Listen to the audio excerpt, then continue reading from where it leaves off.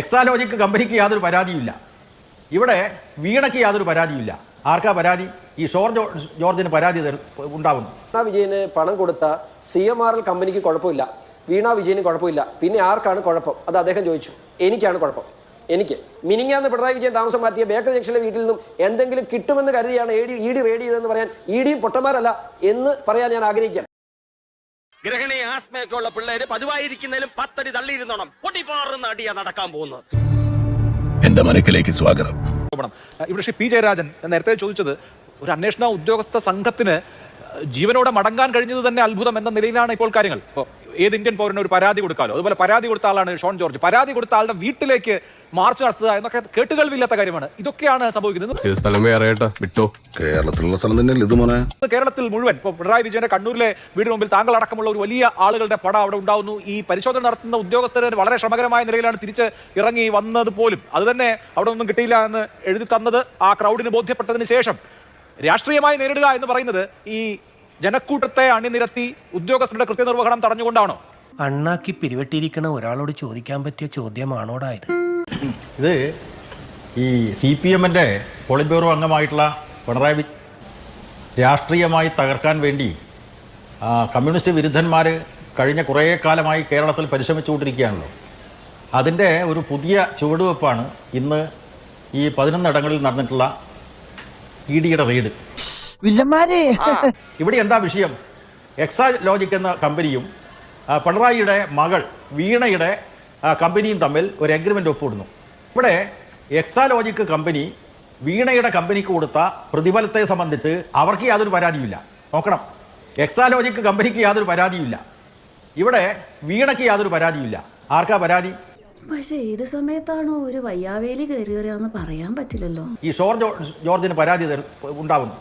അദ്ദേഹവും കുഴൽനാടനുമൊക്കെ മത്സരിച്ചുകൊണ്ട് പിണറായി വിജയനെ പ്രതിക്കൂട്ടിൽ കയറ്റാൻ അദ്ദേഹത്തിന്റെ മേലെ ചെളിവാരി എറിയാൻ വേണ്ടി ആസൂത്രിതമായ പല പരിശ്രമങ്ങളും നടത്തിയിട്ടുണ്ട്. ഇതൊന്നും കേട്ട് പതറരുത്. ഇവിടെ അഭിലാഷ് ചോദിച്ച ആദ്യത്തെ ചോദ്യമുണ്ട്. ഇന്നത്തെ റെയ്ഡിനിടയിൽ ചില സ്ഥലത്ത് പോലീസിനെതിരെ ബലപ്രയോഗമുണ്ടായി. ഇവിടെ നേരത്തെ അഭിലാഷ് സൂചിപ്പിച്ചതുപോലെ അദ്ദേഹത്തിൻ്റെ പിണറായിയുള്ള വീട്ടിന് മുമ്പിൽ റെയ്ഡ് നടക്കുന്നത് അറിഞ്ഞിട്ട് ഞാനൊക്കെ അവിടെ പോയി. ഞാൻ ഉൾപ്പെടെയുള്ള പാർട്ടി നേതാക്കന്മാർ അവിടെ എത്തി. സ്ത്രീകളും പുരുഷന്മാരും അടക്കം അവിടെ എത്തി. കാരണം അദ്ദേഹത്തിൻ്റെ പിണറായി വിജയൻ്റെ പൊതുജീവിതം ആളുകൾക്ക് മുമ്പിൽ ഒരു തുറന്ന പുസ്തകമാണ്. അത് മാത്യു കുഴൽനാടനോ ഏതെങ്കിലും കോൺഗ്രസ് നേതാക്കന്മാർക്കോ അല്ലെങ്കിൽ ഷോൺ ജോർജിനെ പോലെയുള്ള ആളുകൾക്കോ ചിന്തിക്കാൻ പോലും കഴിയാത്ത നിലക്ക് അത്രയും സുതാര്യമായിട്ടൊരു പൊതുജീവിതത്തിൻ്റെ ഉടമയാണ് സഖാവ് പിണറായി വിജയൻ. നീ ആക്കിക്കോ, പക്ഷെ ഒരുപാട് കയറി അങ്ങ് ആക്കരുത്. പിണറായിയുമായി ബന്ധപ്പെട്ട ഈ വീടുകളിലൊക്കെ നടത്തിയിട്ടുള്ള റെയ്ഡ് അങ്ങേയറ്റം പ്രതിഷേധാർഹമാണ്. ആ പ്രതിഷേധാർഹമായിട്ടുള്ള നടപടിക്കെതിരായിട്ട് ശക്തമായിട്ടുള്ള ജനവികാരം ഉയർന്നു വന്നിട്ടുണ്ട്. ഇനിയും ഉണ്ടാവും. ഞാൻ ഏറെ ബഹുമാനിക്കുന്ന ഒരു കമ്മ്യൂണിസ്റ്റ് നേതാവാണ് P. ജയരാജൻ സഖാവ്. അദ്ദേഹത്തിന് പിണറായി വിജയനെ ന്യായീകരിക്കേണ്ട അവസ്ഥ ഉണ്ടാകുക എന്ന് പറയുന്നത് ഞാൻ അങ്ങേറ്റം ദുഃഖത്തോടുകൂടി കാണുന്നു. ഉള്ളി വെച്ച് സംസാരിക്കണ ഒന്നുമില്ല. കാരണം അദ്ദേഹത്തിന് ഇതെല്ലാം ബോധ്യമുള്ള ഒരാളാണെന്ന് വിശ്വസിക്കുന്ന ആളാണ്.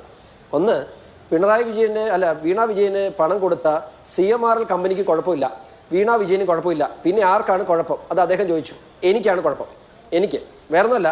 ഞാൻ ആദ്യം മനസ്സിലാക്കേണ്ടത് CMRL എന്ന് പറയുന്നത് ഒരു പബ്ലിക് ലിമിറ്റഡ് കമ്പനിയാണ്. അതിന് ഷെയർ ഹോൾഡേഴ്സ് ഉണ്ട്. എവിടെയോ എന്തോ ഒരു തകരാറ് പോലെ. അത് വീണ വിജയനും അല്ലെങ്കിൽ CMRL കമ്പനിയും കൂടെ സൗകര്യമുള്ളത് കാണിക്കാൻ പറ്റുന്ന കാര്യമല്ല.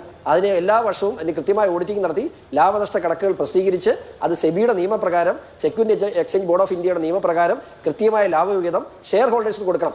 അതിൽ വെറും 2 ഷെയറേ ഉള്ളെങ്കിലും ഞാനും ഒരു ഷെയർ ഹോൾഡറാണ്. അതുകൊണ്ട് മറ്റുള്ളവർക്ക് എന്ത് കാര്യമെന്ന് ചോദിച്ചാൽ കാര്യമുണ്ട്, എനിക്കും കാര്യമുണ്ട്. മാത്രമല്ല 13.14% ഈ CMRL കമ്പനിയുടെ ഷെയർ ഹോൾഡ് ചെയ്യുന്നത് സംസ്ഥാന സർക്കാരാണ്. അത് അങ്ങേക്ക് അറിയില്ല എങ്കിൽ പറഞ്ഞു തരുന്നു. ഇതിന്റെ ഷെയർ ഹോൾഡ് ചെയ്യുന്ന സംസ്ഥാന സർക്കാരിന് കൂടി ഉടമസ്ഥയിലുള്ള 13% സംസ്ഥാന സർക്കാരിന് ഷെയർ ഉള്ള ഒരു കമ്പനിയിൽ നിന്നാണ് വീണ വിജയൻ ഈ പണം അനധികൃതമായി കൈപ്പറ്റിയിട്ടുള്ളത്. Chief commissioner of income tax നടത്തിയ ചോദ്യം ചെയ്യലിൽ വീണയുടെ കമ്പനിയും അതുപോലെ CMRL കമ്പനി ഉദ്യോഗസ്ഥരും ഒരുമിച്ച് പറഞ്ഞു, ഏതെങ്കിലും തരത്തിലുള്ള സേവനങ്ങൾ വീണയുടെ കമ്പനിയിൽ നിന്നും ഞങ്ങൾ കൈപ്പറ്റിയിട്ടില്ല. അങ്ങനെ ഒരു മൊഴി വന്ന സാഹചര്യത്തിൽ ഈ പണം പിണറായി വിജയന് വേണ്ടി കൈക്കൂലിയായി ലഭിച്ച പണമാണ് എന്നുള്ളതാണ് ഈ വിഷയത്തിലെ അടിസ്ഥാനപരമായ പ്രശ്നം. അവിടെ സെർച്ചിന് പോയി, ഒന്നും കിട്ടിയില്ല. സെർച്ച് എന്ന് പറയുന്നത് ഇനിയെങ്കിലും മനസ്സിലാക്കുക, അതൊരു പ്രൊസീജിയറാണ്. 10 വർഷക്കാലം കേരളത്തിന്റെ മുഖ്യമന്ത്രിയായ നേതാവാണ്. അദ്ദേഹത്തിന് ഇത്തരത്തിൽ ഒരു അന്വേഷണം പുറകിൽ നടക്കുന്നുണ്ട്.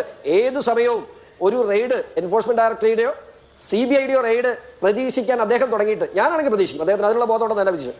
സ്വാഭാവികമായി എൻഫോഴ്സ്മെന്റ് ഡയറക്ടറേറ്റിന്റെയും CBIയുടെയും റെയ്ഡ് നടക്കും എന്ന് ബോധമില്ലാത്ത ആളൊന്നുമല്ല പിണറായി. അതുകൊണ്ട് അദ്ദേഹത്തിന്റെ വീട്ടിൽ നിന്നും, അത് അടച്ചിട്ടിരുന്ന വീട്ടിൽ നിന്നും, റിയാസിന്റെ വീട്ടിൽ നിന്നും, മിനിങ്ങാന്ന് പിണറായി വിജയൻ താമസം മാറ്റിയ ബേക്കറി ജംഗ്ഷനിലെ വീട്ടിൽ നിന്നും എന്തെങ്കിലും കിട്ടുമെന്ന് കരുതിയാണ് ED റെയ്ഡ് ചെയ്തതെന്ന് പറയാൻ EDയും പൊട്ടന്മാരല്ല എന്ന് പറയാൻ ഞാൻ ആഗ്രഹിക്കുകയാണ്. സ്വാഭാവികമായും റെയ്ഡ് എന്ന് പറയുന്ന പ്രൊസീജിയറാണ്. ഇനി ഇവർ പിന്നെ റെയ്ഡ് നടത്തിയ 12 സ്ഥലങ്ങളിലാണെന്ന് പറയുന്നത്. ബാക്കി സ്ഥലങ്ങൾ എനിക്കറിയില്ല.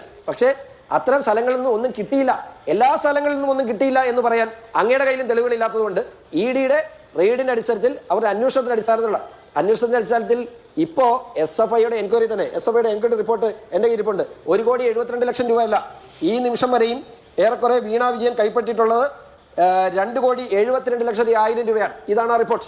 2,72,01,000 രൂപ വീണ വിജയൻ കൈപ്പറ്റിയിട്ടുണ്ട്. നിനക്കിതെങ്ങനെ സഹിക്കാൻ കഴിയും ജോസേ? വളരെ കൃത്യമായി അത് 2021 വരെയുള്ള കണക്കാണ്.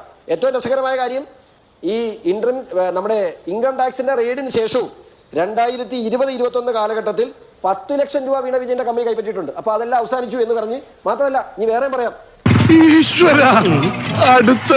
ഈ പറയുന്ന CMRന്റെ ഒരു പ്രൈവറ്റ് കമ്പനിയിൽ നിന്നും, അവരുടെ ഒരു ഫിനാൻസ് കമ്പനി ഉണ്ട്, ഒരു NBFC കമ്പനി ഉണ്ടായിരുന്നു, അത് അടച്ചുപൂട്ടി. ആ കമ്പനിയിൽ നിന്നും വീണ വിജയന്റെ പേഴ്സണൽ അക്കൗണ്ടിലേക്ക് 56 ലക്ഷം രൂപ മേടിച്ചിട്ടുണ്ട്. അത് ശരിയാണ്, ഞങ്ങൾക്ക് ആർക്കും ഇടപെടേണ്ട കാര്യമില്ല, അത് ഞങ്ങളെ ബാധിക്കുന്ന വിഷയമല്ല.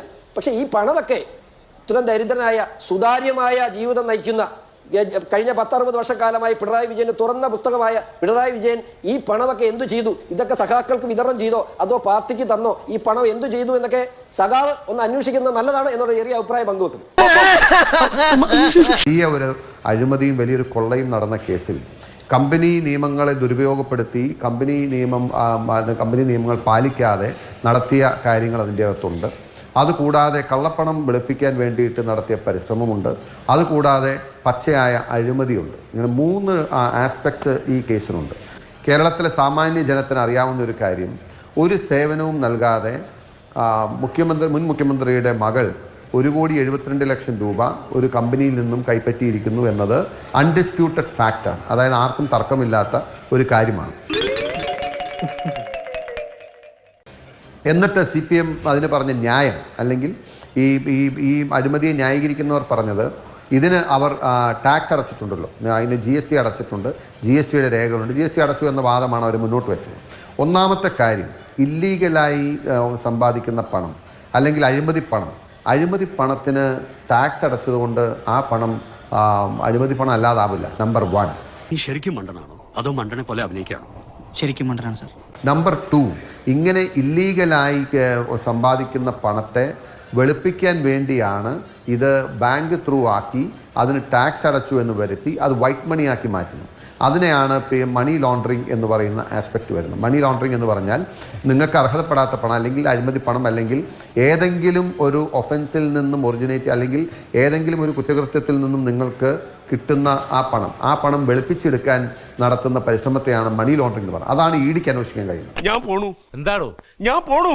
എടോ ഞാനൊന്ന് മാറിയപ്പോ എന്താണോ സംഭവിച്ചത്? സംസാരിക്കാൻ സമയമില്ല ബാഹു. ഞാൻ പോണു.